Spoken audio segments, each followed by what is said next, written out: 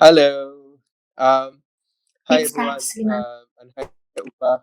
Yes, I'm here. Yeah, my name is Sulaiman Addonia. I'm a novelist, an essayist. I'm also the founder of the Creative Writing Academy for Refugees and Asylum Seekers, and also the Asmara Addis Literary Festival in Exile. Uh, I'm half Ethiopian, half Asian, British, and I've traveled a bit around the world, and I'm now settled in Brussels, and that's where I met my friend Ubach, and I can't remember now, a few years ago, and so yeah, I'm really looking forward to having this conversation, Ubach. Yes, I'm also looking forward to it. So my name is Ubah Cristina Ali Farah. I'm a Somali Italian writer, poet, and I live in Brussels, as Suleiman said, and we met exactly, Suleiman, it was 8 years ago. So we have been living in the same city for 8 years now, and yeah, and in the same neighborhood. So we had the opportunity also to bump up into each other very often. And yes, so it is very nice because I think that when I moved to Brussels, Suleiman was one of the first persons that I met, and by coincidence. And I think that somehow metaphorically, this was something very powerful for me. I mean, moving and yes, and meeting a friend, a writer like me that, I mean, that lived in my same neighborhood. Yeah, I remember also like meeting you at cafes, and I think that's one of the things that I would love to talk about today. Um, Especially, I mean, we used to kind of go to the same cafe before I changed, and he stayed. I'm talking about Belga Cafe, right? If you remember. So Yes. one of the things I'd like to about actually what especially for people like us who used to go to cafes, and the cafes are closed now, and what this actually means for our writing. But I just initially I just wanted to say that uh, there's something about when Uba moved here that really made me happy, because I've kind of isolated myself to write my second novel. Silence is my mother tongue, and I've just like almost I locked myself in the house, and I was just writing, and it was always a pleasure to kind of bump into in cafes, and I'm not sure if I'm allowed to say this, steal cigarettes from you.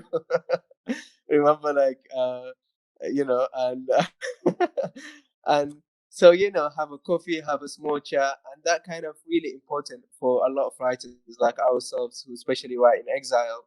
um and to have that kind of connection with somebody, just for 5-10 minutes, and then you go back to writing, and also like someone like meeting someone like-minded. We do have similarities also in our thinking about love and sexuality and all the themes. Uh, but yeah, I just one of the things I actually felt like happy was to see you, but also to see someone who had kind of similar ideas to what I was actually addressing in the novel. Yes, yeah, because we were both writing at the time. I was writing my second novel, and I think that we have oftentimes we had the opportunity to talk about what language and how our write was informed somehow. Um, Somehow by Brussels. I mean, because I thought that I did more time to be able to write about the city, but then I mean, for me, it was like a sort of a second exile because I lived in Mogadishu until I was 18, and with the civil war, then I moved to Hungary, and both Suleiman and I have this kind of story of moving through countries, through languages, and then I mean also when I moved to Italy, I was quite young, and it is very different to move when you are you are 40, you have another perspective of the reality, another kind of idea of what you're facing. And at the same time, moving to Italy for me was something different because Italian was my mother tongue. Okay, yes, and so somehow this was both something difficult on one hand to deal with, because I was sure when I arrived in Italy that people would recognize me because my mother was Italian and my father's Somali. Somali and Italy have a long story of relationship and colonization. So I was I expected that people would know why I was speaking Italian, whereas people didn't know anything. So it was very upsetting for me. And I think that the first trigger for my writing was also this kind of idea that I really thought that it was needed also to speak about both what was time have through the language, this kind of dialogue with Italy. But then moving to Brussels, how changes your perspective of what you're writing?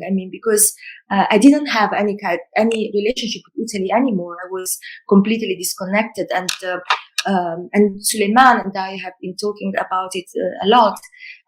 Isolation somehow is a gift sometimes, but it's also true that writers exist on their own, because while the process of writing, of course, is an individual process, but at the same time, discussing and the environment that surrounds you, shapes the way that you decide what you decide to talk about, and the way you decide to how your imagery changes. And so it was quite, interesting for me to live in a country where the two languages, and Brussels, Suleiman, you can confirm it because he lives in he is more familiar with the Dutch, environment, whereas I'm more familiar with the French part of Brussels. In itself is a very cosmopolitan and open town. So they give you also the opportunity to speak your own language without asking you to somehow claim your identity. And that was very good compared to Italy. Probably for Suleiman in London was completely different. And so for me, this was something that helped me a lot also to disconnect from this kind of stereotypes and perspective that in Italy I was encountering every day, and was very somehow hard to deconstruct. And yes, I wanted just to ask Suleiman also, what do you think about this idea of living in a different language, in a different, not in your comfort zone, but at the same time having this freedom of not being connected with not have to talk to an audience that surrounds you.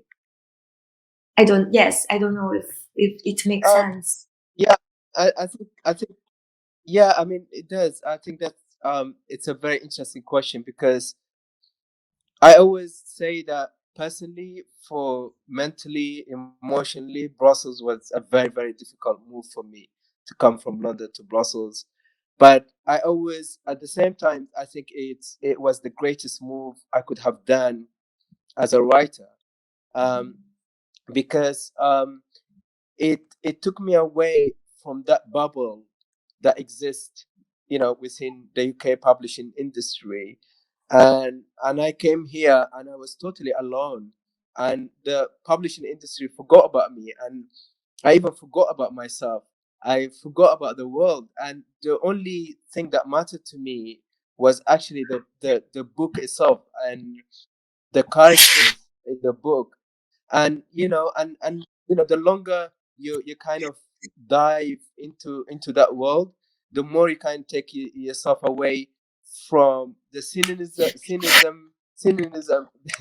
the kind of the day-to-day realities of our existence, for instance, as Black immigrant people in Europe, and you kind of shield yourself with the world of with words and the world of literature, and you kind of and it becomes a very comfortable zone to kind of operate, but at the same time it's you really have to dive into what I think Fellini said. You experience what Fellini says, for example, about how there's no difference between the illusion and reality. And really, I experienced that in Brussels, where I completely disappeared, and and and kind of immerse myself into literature, into just writing. I was a writer. I wasn't a black writer. I wasn't an African writer. I wasn't an immigrant writer. I wasn't a writer with Islamic background. I was just a writer, and that's, I think, what Brussels gave me. Although it took a lot away from me, but I think for me that kind of compensated for all the losses that I've acquired as a result of writing that novel. Um, Another thing that really struck me was by what you said was how kind of you distancing yourself from Italy. Also, it gave you a similar, I guess, a similar comfort zone for you, kind of to operate as a writer, right? Exactly. Yes, yes, a comfort zone, and at the same time, also the opportunity to, also to deal with other imageries and have conversation with other kind of people. And at the same time, I feel as if, I feel really connected with what you said, because then literature reading became my main point of reference. So whereas the first short stories or the novel that I was writing was mainly the inspiration was taken by stories that I had heard. And whereas moving to Belgium, the stories were still there, but at the same time, the nation of my imagery, which is a cultural imagery, that it has multiple, facets. Can be stories that we will be hearing or reading, and it was more free. You don't have somehow you do not have an agenda anymore. It's like and it is somehow this is very very very powerful, no? Because at the beginning I was really struggling. For me, it was very difficult to talk because I didn't have an audience anymore. As you said, you are nobody, and but suddenly this gives you an enormous freedom and ability also to think on your own about what you want to do. And so yes, so I agree Yeah, with you. I had it's really interesting because it's almost the power that you gain, as a result of kind of moving yourself from a different society to a new society. And I think that's one of the thing, is that you really come out of that process. Like I said, there are a lot of losses as a result of going through that kind of isolation, but also through that that kind of of shielding yourself, of sheltering yourself and your characters. And I left agents at the time, I remember, and because I was emboldened. I was thinking to myself, this is, I was emboldened by my characters. They were the world to me. They were my family. They were like my lovers. They were like my country. And you feel a sense of power, living day, for 10 years. When you spend for 10 years, when you 10 years writing a book, is that you slowly gain, you're almost transporting yourself into the kind of a parallel universe, and I really experienced that power that you kind of alluded to when when people wanted me to do something different. I would say no. That's not the vision of the characters. That's not the vision of the book. And suddenly I had this kind of ability to walk away, and that's what I did. I walked away and I just worked on the book by myself, without agents, without editors. um, and I think that comes with, again, I think it's really important for writers to kind of change environment. It just shows you, like, you change environment, you change places. And especially for writers like ourselves, where we are expected to produce a particular type of literature, because that is the only way to get published. And that's the kind of that's the thing that gets drilled into your head, and you operate into this kind of you almost sleepwalk into this idea, like, okay, I'm gonna give the market what they want. And for me, coming to Brussels, it kind of liberated me from all that. It kind of gave me my own, and I've discovered my own self, the power that I have within me, and what made me discover that power, it was actually living with my characters. And so I want to ask you a little bit about, what did actually living with your characters here in Brussels mean to you? Yes, I think that I guess that it had the same kind um, of power, because how do you? I mean, this thing that you carry always with yourself is your imagery, which is like a sort of alphabet that helps you to interpret the reality that surrounds you. And sometimes, I mean, also feelings are not directly connected with with a story that you are telling. Perhaps you learn a bit. I mean, with this kind of again, with this kind of disorientation that you have when you move again, to use your own, I mean, perceptions or feelings or other people feelings, and you just put them into the story, which can be also a different story that is not, I mean, necessarily or connected with the story itself. It's just because writing is also about feeling and about tensions and yes, and about all these things. And okay, when you are completely disconnected by your comfort zone, you realize more about what this kind of um, I mean, feelings are. But Suleiman, I would like also to ask you, because we were talking about languages, and your last novel title is "Silence is My Mother Tongue." So yeah, we have been talking a lot about that. I would love you to say something about language and why silence. Because I said Italian is my mother tongue, but to you it's not the same. Yeah, actually, uh, say something about the title. The other day I bumped into you when you were walking around the ponds. Actually, on that particular spot, I remember very well. Was the place where actually I came up with the title "Silence is My Mother Tongue." It was nighttime. I was taking a nighttime walk, and it was 8 years after I started writing the novel, and I was very, very patient with the title. And then suddenly one day, after 8 years of starting the novel, then suddenly this I was walking, and suddenly it came, and I rushed back home and I wrote it. I remember, but it has obviously, people ask me, is this book autobiographical? All this kind of question. And also, you always get in a kind of a defensive mood, and you say, no, it's not autobiographical. It's not this. It's not just because I lived in a refugee camp that it is autobiographical.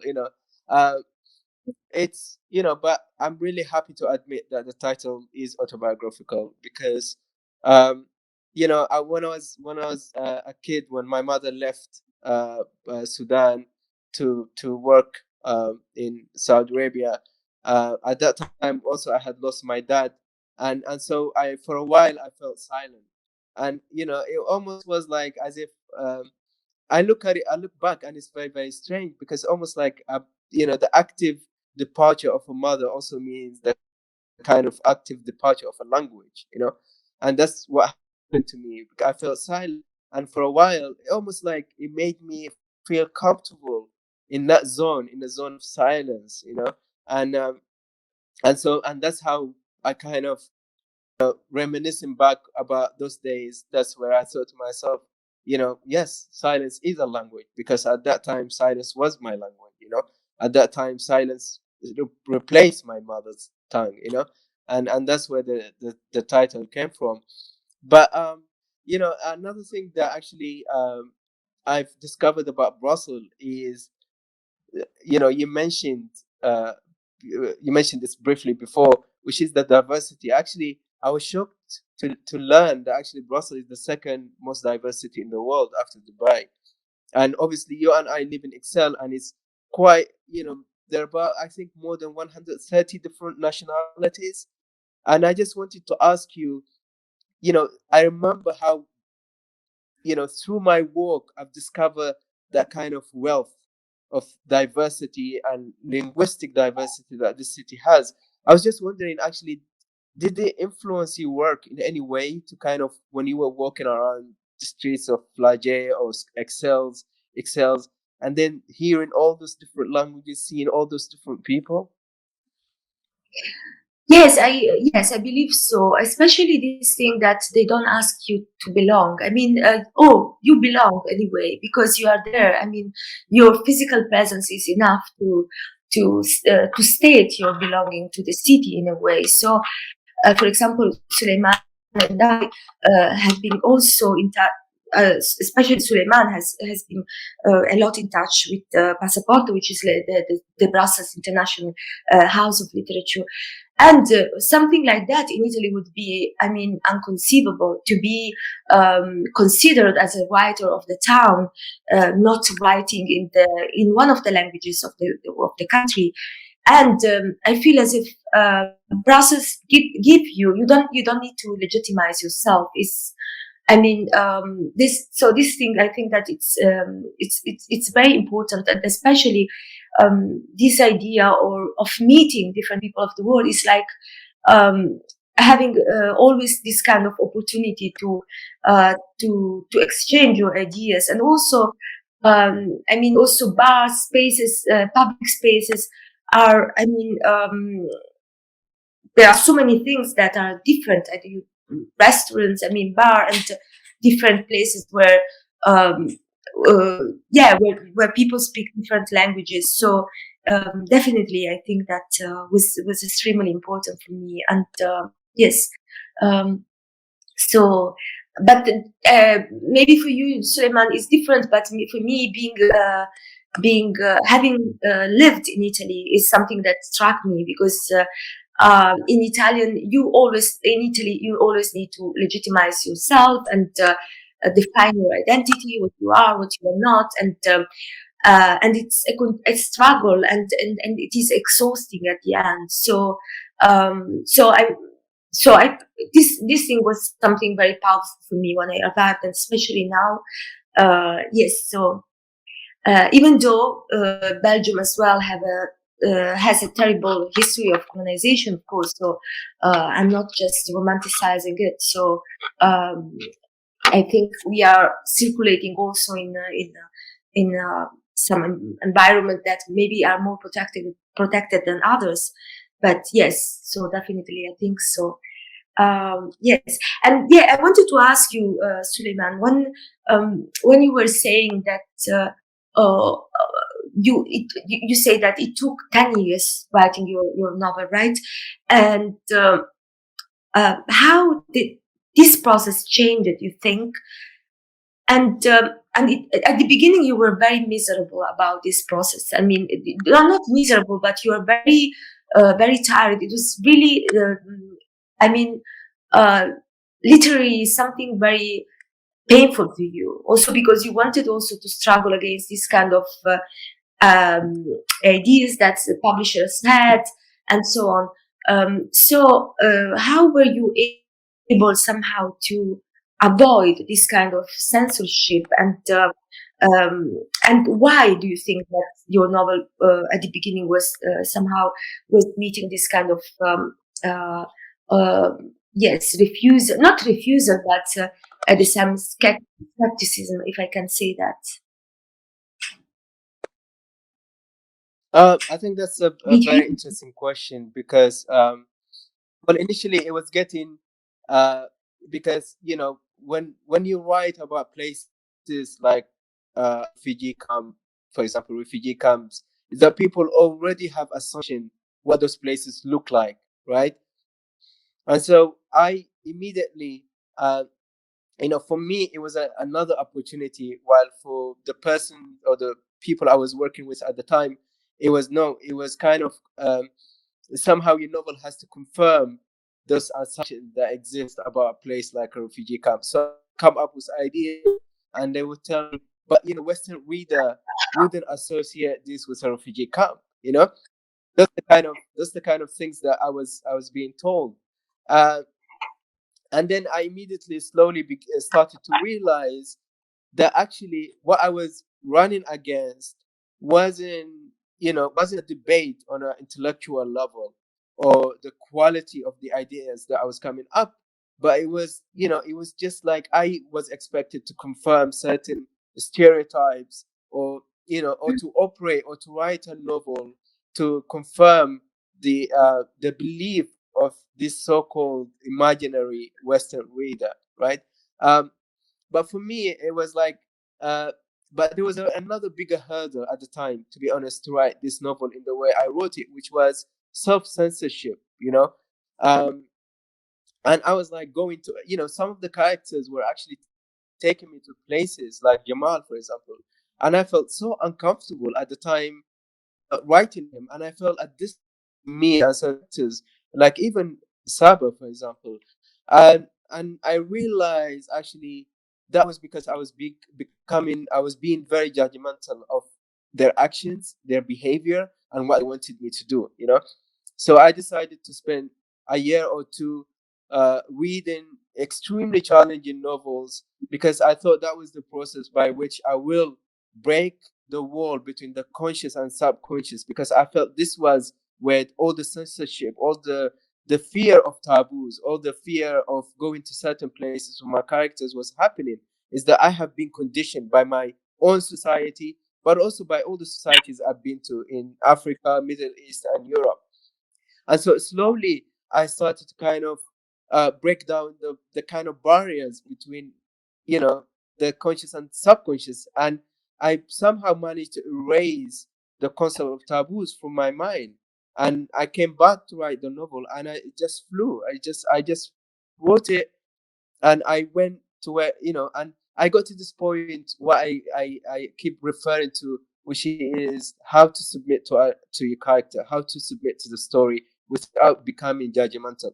And I think that happens once I really worked on the self censorship, the also the family expectation, but also the Western readers' expectation, the market expectation, the agents' expectation, and that's the kind of thing that writers like us have to kind of deal with and navigate before we produce the book that we want to produce. So it's not always about you and the struggle with the writer's face. It's also you and all the other struggles that you have to kind of navigate as well.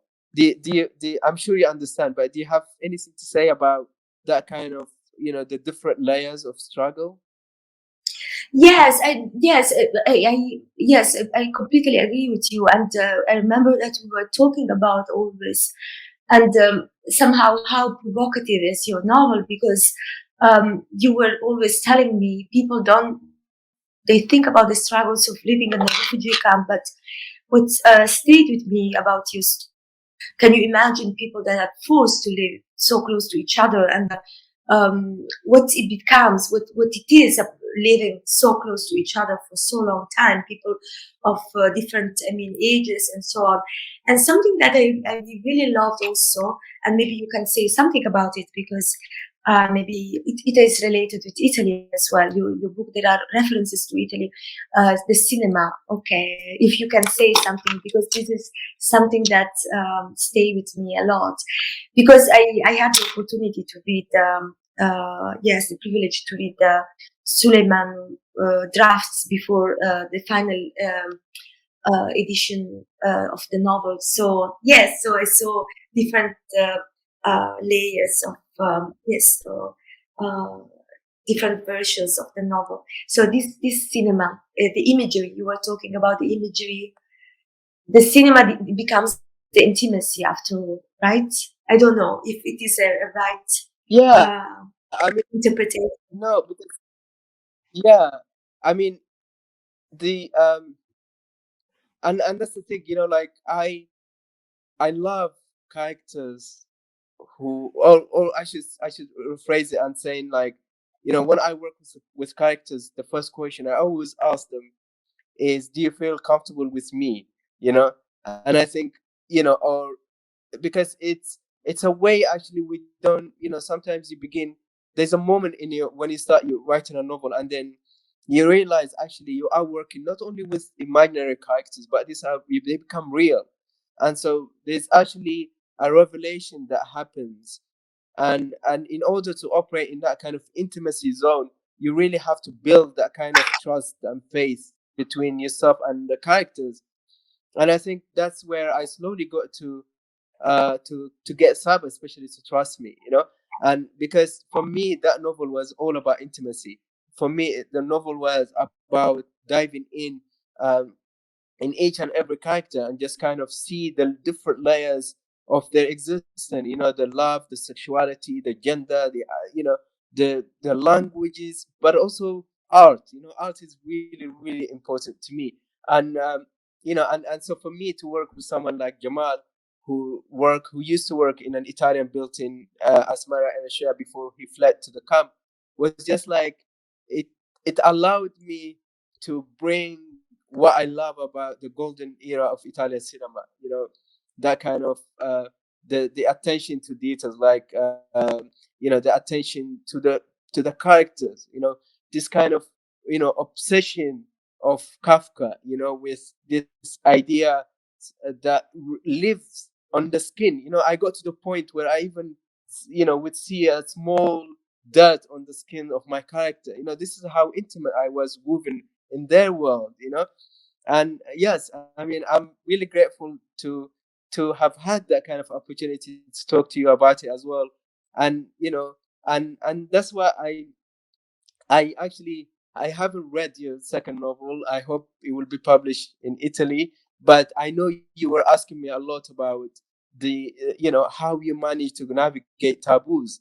And you know, I remember like I sent you a few articles about that, especially Guardian article. But I want to ask you, how do you feel when you write intimacy, when you write about intimacy, about love, and do you actually feel that kind of the freedom to immediately go into it, or you feel like there's a kind of restriction and conditioning that happens within yourself that kind of somehow stands in between you and, you know, reflecting the reality of your characters? Yes, surely there is a very strong censorship. But for me, one of the things that, especially at the beginning when I was writing the first two novels, now is a little bit different because I have another kind of, there is more distance between me and the last novel that hasn't been published yet in Italian. But yeah, it is about.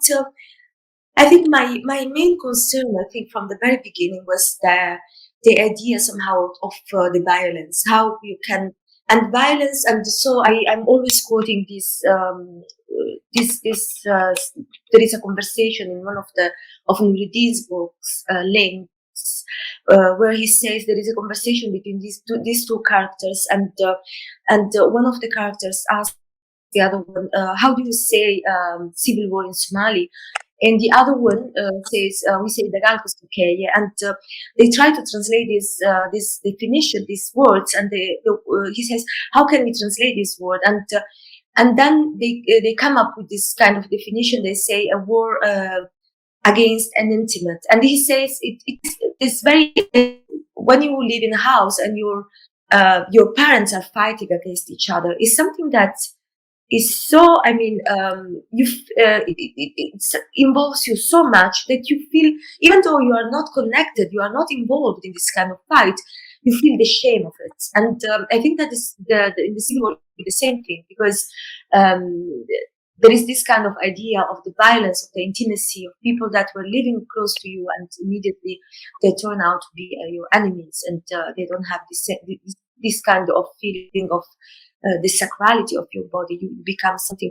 And my main concern, because after the living Somalia with the civil war, but it stayed with me for many years because, especially because it was not only, I heard so many stories. How do you find the words to talk about this? How do you, without being, I mean, sensational without saying things in your face. I mean, without being violent, because words can be very violent, and to communicate it. And I think that, for example, related to Somali, for me, it was very interesting because when I was living, when I was still living in Italy, I was working with this young group of very young Somalis that had come to the desert and to the sea, and they were attending an Italian school of Italian, and they didn't use the word civil war. They would use the word bubur, which means fragmentation. They will avoid some definitions, and in Somali there is always this kind of thing, trying to avoid.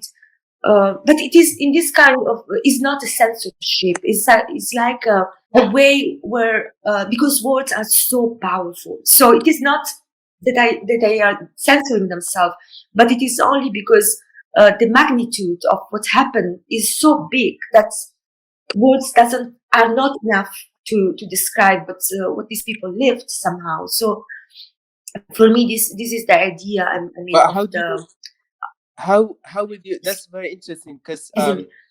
almost you're saying that there's a different language for violence, or almost like it's almost like saying a wounded body, it has to be close, with something maybe softer or something different to the usual harsh. Am I right in saying in saying it like that? I mean, Yes, talk a bit about how can the how can language of violence. yes, the language of violence, in the sense that now we are so submerged when you hear, I mean, when the public, you hear a very horrible story, awful story. People perhaps when words are too strong, people don't hear them anymore. So it is the detail, the intimacy that changed something. I remember that I always tell this story, and I have already written it in a in a short story, something text that I have written. And there was this woman who was telling me this tragic story, actually, that was crossing the sea, and at one point the boat where she was shipwrecked, and she was able to swim, and so she was able to save herself. But many people died during this, and she saved. Actually, she was able to also to save a woman who was not her friend at the time, but then she became her friend. And the thing that she insisted on when she was telling the story is that when she was just hiding, she reached some, and then the police came, and she was like freezing because it was cold, and she was all wet and full uh, of water, and the police told her to take off her clothes because to change her clothes, and took them off. And she said, I'm not a young woman anymore. And I was so ashamed because before leaving, I had forgot to wear my bra. And so that now, and so I was like that in front of this policeman, and without my bra, and half naked. And so she said, so I say to everybody now that every woman that is ready to live, that they have to remember to put on their bra before living. So Yeah. you see, it's something very small. But this story tells you everything. She's not talking about the trauma of seeing all those people uh, dying, but she's talking about her integrity, uh, and somehow I think that this detail is even more powerful than seeing that saying, oh, I, this thing you read them in the newspaper. And I think that these details and these kind of lessons gives you the idea of what a person can get through without losing her dignity somehow. Yes, I don't know if That's it really makes sense powerful. for you. No. It Yes, really yeah. does. It's very no. It does, and it's very very powerful actually. And that's exactly what I've always believed is that by obsessively focusing on this kind of the epic, what we call the epic theme, of colonial, of war, of of migration, of all these things. We actually sacrifice in those kind of intimate, details, and why they also have the potential to become epic.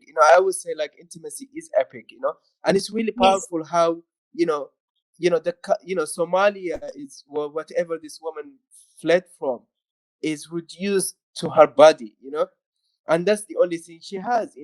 The history is kind of reduced from that kind of landscape of, of countless colonizers, to just this body that she possesses, and this integrity, this ownership she has.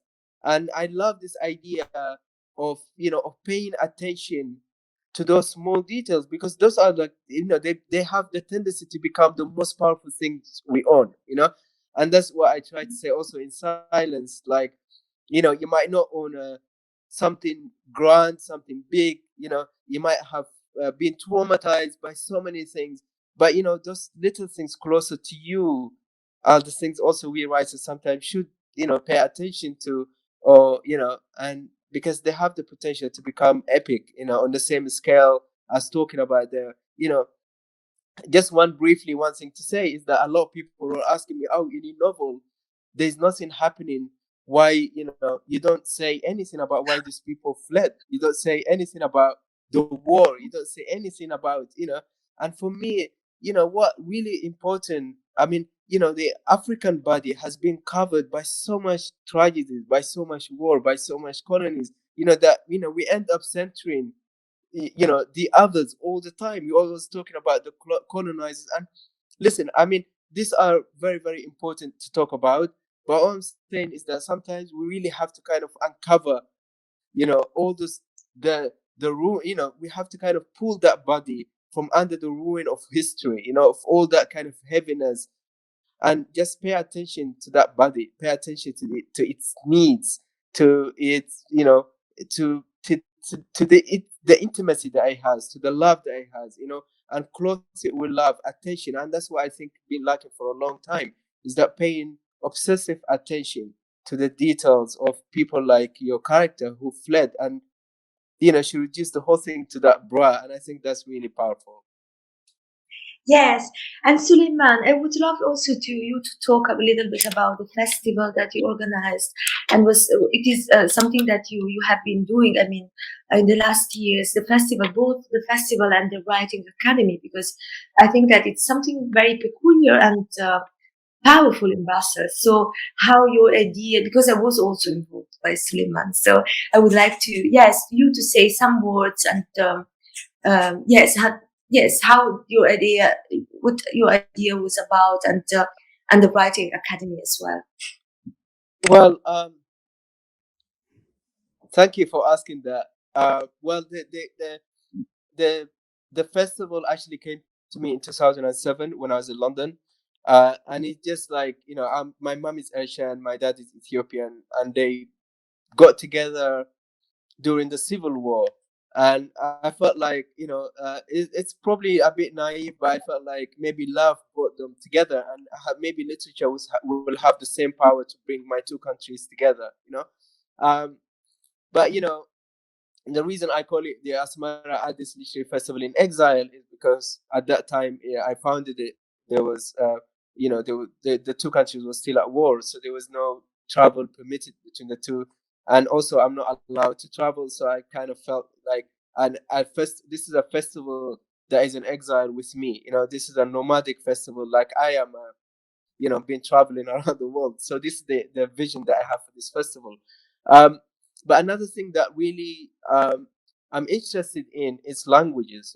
Like we said, in Europe, you have all people like us who come from different parts of the world, of Africa, for instance, and we have our own languages, that we come with to Europe. You speak Somali, I speak Arabic, Tigrinya, um, and I felt, by definition, those languages should also be classified as European languages.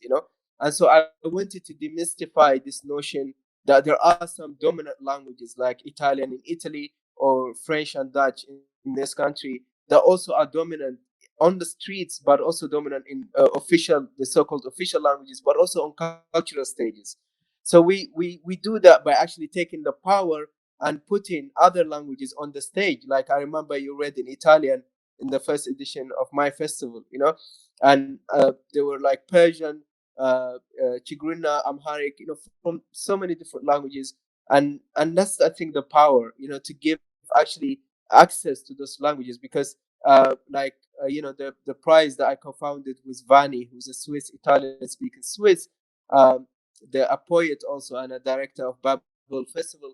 It's called How to Speak Europe in different languages, and that's the idea that European languages are beyond the Italian, are beyond the English, are beyond the French, the Dutch, the Polish, also all the languages, the Somali and Tigrinya, all those kind of languages that we speak are also part of European identity if we are also European African as well.